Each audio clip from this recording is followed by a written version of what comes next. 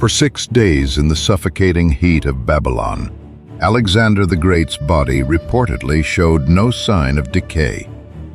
Plutarch would later record the phenomenon as proof of something divine.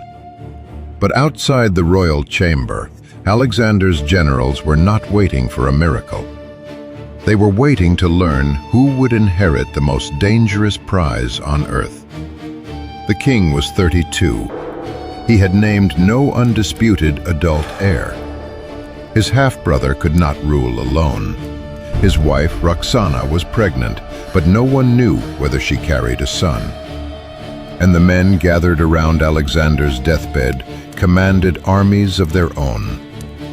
Later tradition claims that when they asked him who should receive the empire, Alexander answered, "To the strongest." We cannot know whether he truly said it, but within hours of his death in 323 BC, his commanders began behaving as if he had. What followed was not an orderly succession. It was more than 40 years of mutiny, assassination, stolen corpses, poisoned heirs, and battlefield betrayal. The men who had conquered the Persian Empire together would now carve it apart. Welcome to the History Ledger. This is the death of Alexander's empire and the men who killed it. In Babylon, the first battle was fought without swords. The senior commanders gathered to decide who would wear the crown. The infantry favored Philip Aridaeus, Alexander's half-brother. The cavalry commanders wanted to wait for Roxana's unborn child. Neither candidate could control the empire. That made both of them useful. After days of confrontation, a compromise emerged. Philip would reign as Philip III. If Roxana gave birth to a boy, the child would rule beside him as Alexander IV. In reality, power would sit with the regents, generals, and satraps who spoke in their names. Perdiccas stood nearest the center. Alexander had reportedly handed him the royal signet ring, and Perdiccas became regent of the empire. On paper, he was protecting the Argead dynasty. In practice, he was trying to command men who had spent years learning that kingdoms could be taken by force. Among those men was Eumenes of Cardia. Eumenes was not a Macedonian warlord. He was a Greek from Cardia who had served as Alexander's secretary. He understood orders, money, intelligence, and the machinery that kept a continental army alive. Alexander had trusted him. Many Macedonian officers never would. When the empire was divided into satrapies, Eumenes received Cappadocia, territory he would first have to conquer.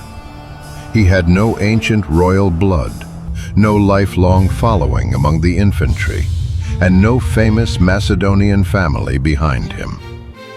What he possessed was a sharp mind and an increasingly dangerous commitment to the dead king's house.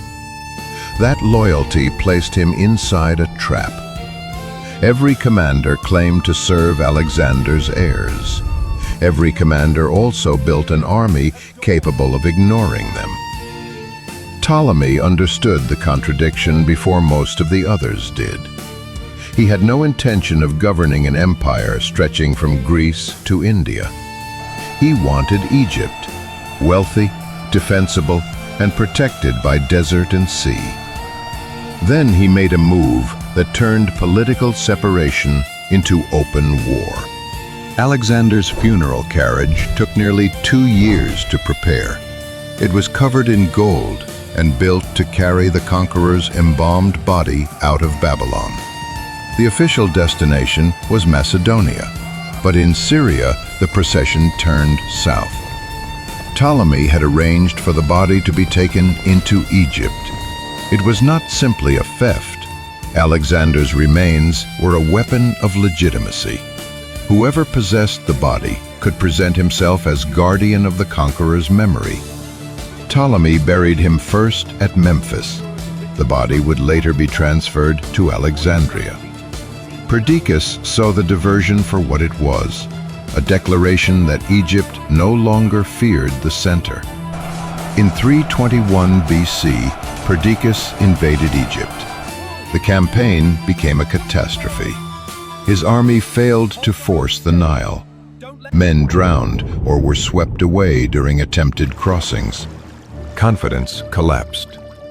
Then Perdiccas's own officers entered his tent and murdered him. The regent, who had tried to preserve one empire, died at the hands of the army meant to defend it. Ptolemy kept Egypt. Alexander's corpse remained beyond the reach of Macedonia. And the first man to hold the empire together had survived barely 2 years. For Eumenes, the collapse was immediate. He had fought for Perdiccas and defeated a rival army in Asia Minor. But Perdiccas's murder transformed victory into treason. The new settlement condemned Eumenes to death, and Antigonus the One-Eyed was given the task of hunting him down.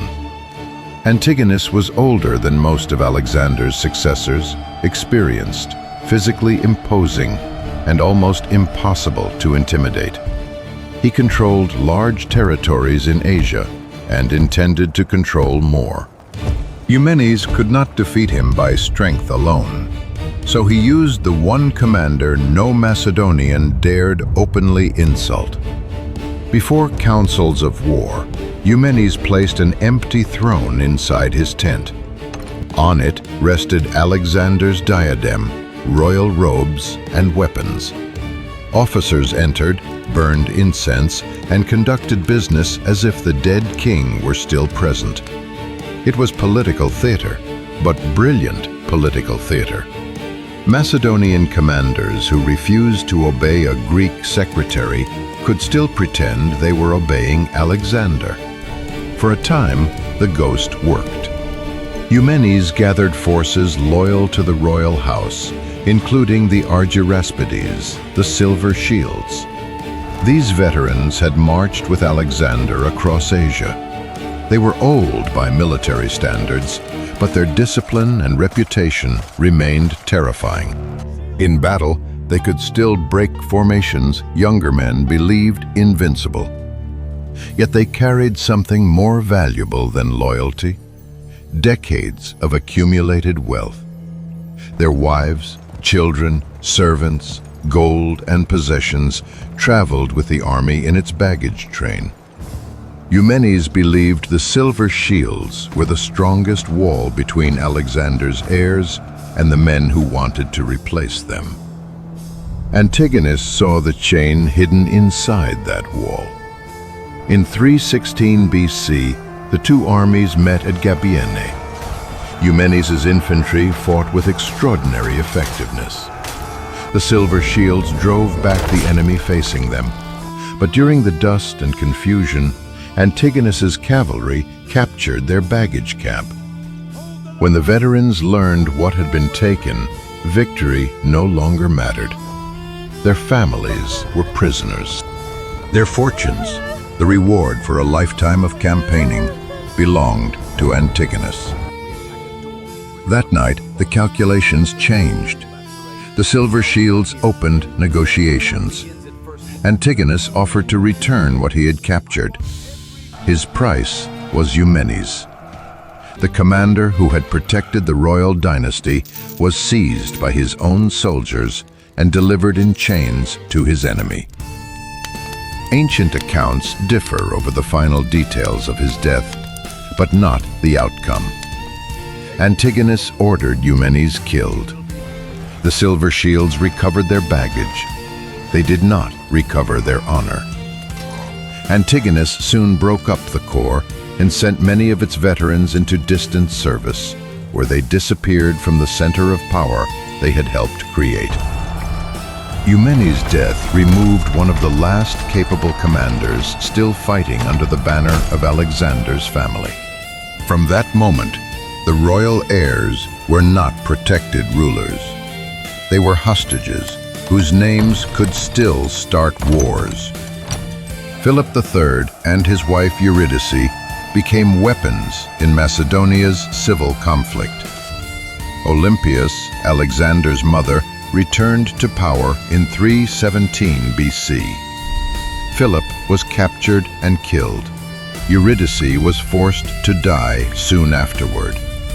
But Olympias's victory lasted only months.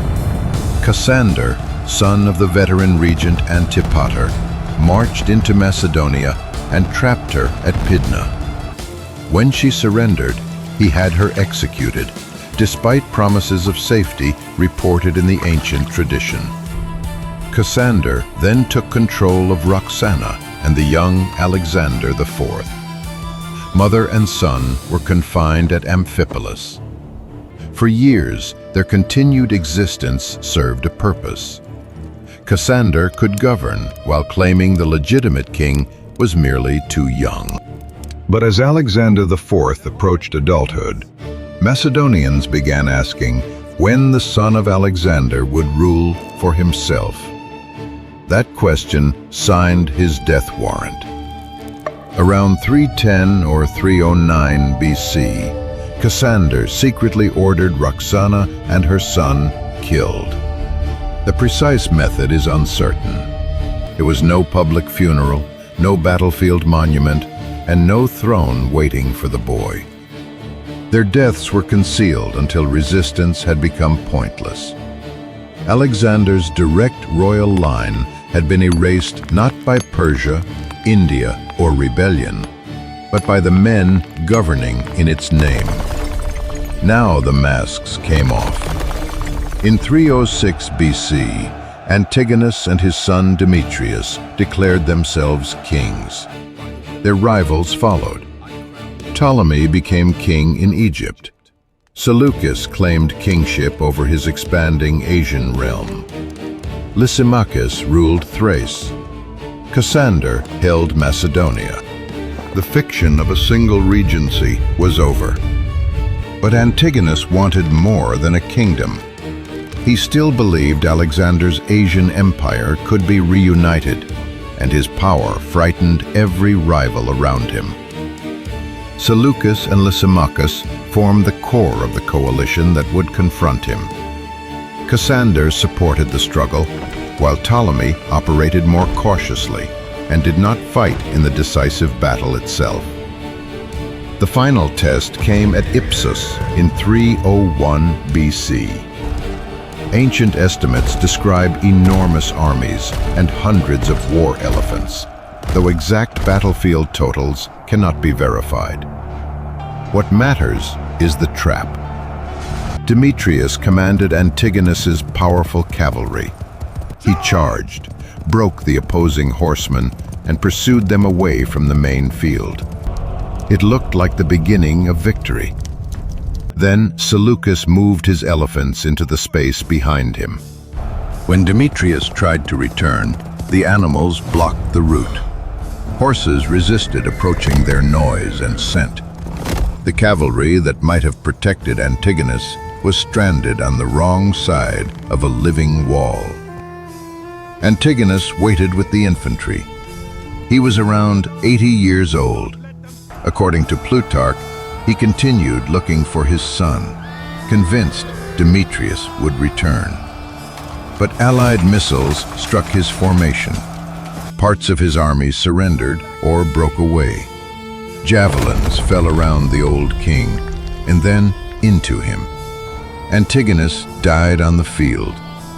Demetrius escaped, but the dream of restoring Alexander's empire died beside his father. Ipsus did not bring peace. It only proved that no successor could rule everything. The victors divided Antigonus's lands, then returned to plotting against one another. Ptolemy fortified a dynasty in Egypt. Seleucus built the largest of the successor kingdoms across much of Asia. Lysimachus expanded into Asia Minor. Cassander's house held Macedonia only briefly before its own bloodline unraveled. The last of Alexander's original generation continued fighting into old age. In 281 BC, Lysimachus died in battle against Seleucus at Coropedium. Seleucus, now close to possessing almost every major territory outside Egypt, crossed toward Europe. He was assassinated before he could enjoy the victory.